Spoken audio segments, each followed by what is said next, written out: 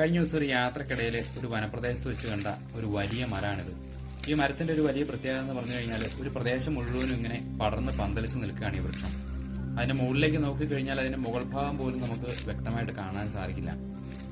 പിന്നെ ഈ മരത്തിനൊന്ന് പ്രദർശനം വെച്ച് വരണമെങ്കിൽ തന്നെ 1 മിനിറ്റിൽ കൂടുതൽ സമയം വേണം.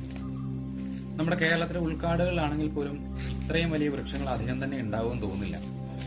പിന്നെ ധാരാളം വന്യമൃഗങ്ങൾ വരുന്ന ഒരു വനപ്രദേശം കൂടിയാണിത്.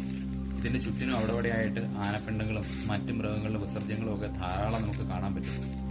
പിന്നെ ഇവിടെ അടുത്ത് തന്നെ ആനക്കൂട്ടങ്ങൾ ഉണ്ടാവാനുള്ള സാധ്യതയുണ്ട്. കാരണം ശക്തമായിട്ടുള്ള ആനച്ചൂരിന്റെ മണം നമുക്ക് അറിയാൻ പറ്റും ഇവിടെ നിൽക്കുമ്പോൾ.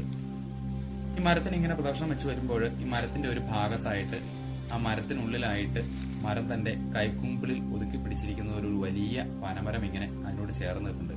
അതും വളരെ മനോഹരമായിട്ടുള്ള ഒരു കാഴ്ചയാണ്.